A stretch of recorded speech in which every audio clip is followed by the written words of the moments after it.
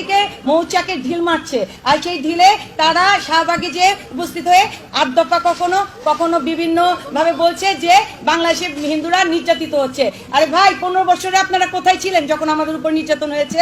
এই ঘটনাগুলো তখন তো প্রতিবাদ করেনি। এরা দুর্বৃত্তকারী, এরা কোনো ধর্মের নয়, না হিন্দু, না মুসলিম, না বৌদ্ধ, না খ্রিস্টান, তারা হচ্ছে দুর্বৃত্তকারী।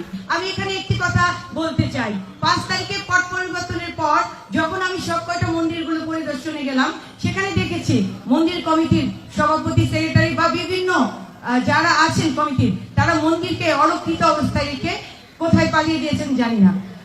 আর তখনই এই রমনা কালী মন্দিরে সেনাবাহিনী থেকে একদল আসেন, তারা আমার সাথে পায়, ব্যারিস্টার রুমিন পাড়ানা আমরা ছিলাম, তখন আমাকে তারা সুরক্ষা কমিটির চেয়ারম্যান নির্বাচিত করেন। আমার সাথে দিয়েছিলেন সাংস্কৃতিক ভাই, বাংলা একাডেমির একজন কর্মরত আছেন, আর আছেন আমাদের পাশেই মসজিদের ইমাম কাদের ভাই সহ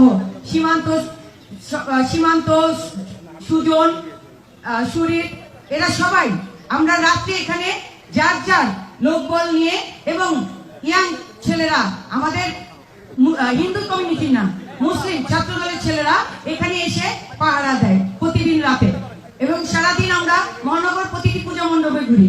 আমাকে সংক্ষিপ্ত বলা হয়েছে, কিন্তু কিছু কথা না বললেই নয়। মহানগরে হচ্ছে 258টি পূজা, সেই 58টি পূজা আমি চেষ্টা করছি প্রতিটি পূজা মণ্ডপে যে পরিদর্শন করে তাদের অসুবিধা, তাদের সমস্ত কিছু জানার। আমি জোর গলায় এবার বলবো, 15 বছর আমাদের অনেক মন্দির, প্যাগোডা, আমাদের রামুর ট্র্যাজেডি সবই আমরা জানি, কোনো কিছুই বিচার পাইনি। এবার আমরা এই বছর এই পট পরিবর্তন করে অন্তর্বর্তী সরকার, তাদেরকে আমি জানাচ্ছি ধন্যবাদ। তাদের এই সরকার গঠনের পরপর আমাদের জনগণ স্বস্তির নিঃশ্বাস ফেলছে, নিরাপত্তায় আমাদের কোনো কমতি নেই, আমরা নিরাপত্তা পাচ্ছি, আমরা নির্দ্বিধায় নির্বিঘ্নে আমরা রাত্রেও পথ চলতে পারছি, যেখানে দিনের বেলায় পথ চলা ছিল আমাদের ভয়।